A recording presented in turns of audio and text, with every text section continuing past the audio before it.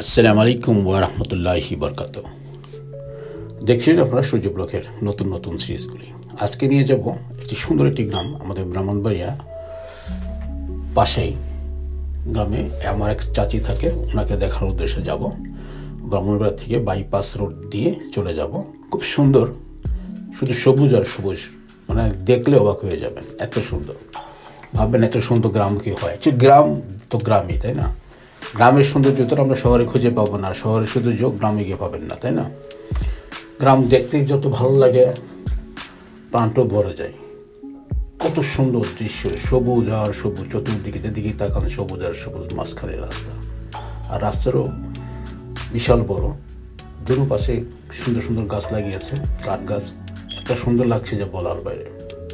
বাইরেও ছিল আজকে প্রচুর রৌদ্র, সব মিলিয়ে আরও হেভি, কি বলবো। আমি শুধু দেখলামই আর কি, মানে এত সুন্দর দৃশ্য সচরাচর তো আমরা দেখি না। এত সুন্দর দৃশ্য, এত রাস্তার চতুর্পাশে এইভাবে গাছ লাগিয়েছে দেখার মতো। আর ডানে বামে তো দেখতেই পাচ্ছেন, হয়তো ধান গাছ বা কী গাছ, তো একটা গাছ তো হবেই, তাই না? মানে আমি অবাক হয়ে গেলাম যে এত সুন্দর, মানে এত সুন্দর লাগছে আর কি বলবো। এখন আপনারাও দেখেন গ্রাম কত সুন্দর, আর গ্রামের মুক্ত বাতাস, মুক্ত হাওয়া, এগুলো তো আমরা শহরে আশা করা যায় না। কারণ শহরে বাতাসের সাথে থাকে ধুলা আর বালি, আর এখানে তো ধুলাবালির কোনো নামগন্ধি নেই। চতুর্দিকে শুধু জমিন আর জমিন, সবুজ গাছের থেকে বাতাসগুলি আসে। কি বলবো, সত্যি আমার কাছে খুবই ভালো লাগতেছে।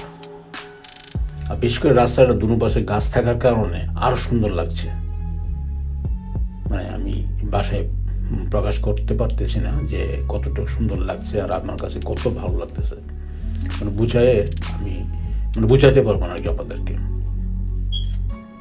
কি সুন্দর সবুজ, চতুর্দিকে দেখছেন ধান গাছ, হয়তো সম্ভবত ধান হবে, সেম মানে একই রকম, ডানে বামে একটাই ফসল মনে হয় ওই সময়টাই ছিল, যার কারণে সব কয়টা গাছই একই রকম, একই সাইজের, না বড় না ছোট।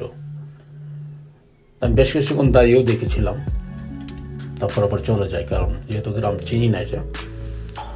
কিছুক্ষণ ছিলাম এখানে, ভালোই লাগছিল আর কি। আপনারাও দেখুন, আপনাদের কাছেও ভালো লাগবে আশা করি। আপনারা দেখার পর আপনাদের মনটাও ভরে যাবে, কারণ এত সুন্দর দৃশ্য সচরাচর দেখা যায় না। আমি নিজেও অবাক যে গ্রামের দৃশ্য এত সুন্দর হয়।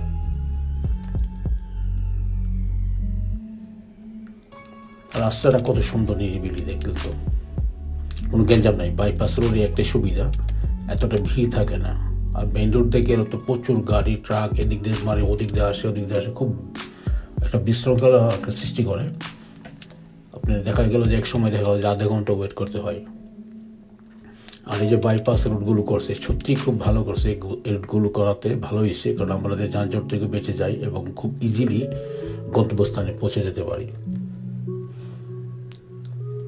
আমার কাছে খুবই ভালো লাগছে যে বাইপাস রুটগুলো যে করা হয়েছে ব্রাহ্মণবাড়িয়া থেকে বিভিন্ন শহরে, ছোটো ছোটো গ্রামে, শহরে যে বাইপাসের রুটগুলো গেছে, খুব ভালো করছে, সুন্দর হয়েছে আর কি। এভাবেই মনে হয়, আমার যেমন হয় দূরপাশে সব জায়গায় এভাবেই গাছ লাগিয়েছে। হয়তো সময় থাকলে যাবো আরও দেখার জন্য কোথায় কি আছে। যাই হোক, আপনারা সবাই ভালো থাকুন, সুস্থ থাকুন। খুব সুন্দর একটি গ্রাম দেখতে যাচ্ছি, আগে আরও দেখবো ইনশাল্লাহ। থাকবেন আমার পাশে। আলহামদুলিল্লাহ। আসসালামু আলাইকুম।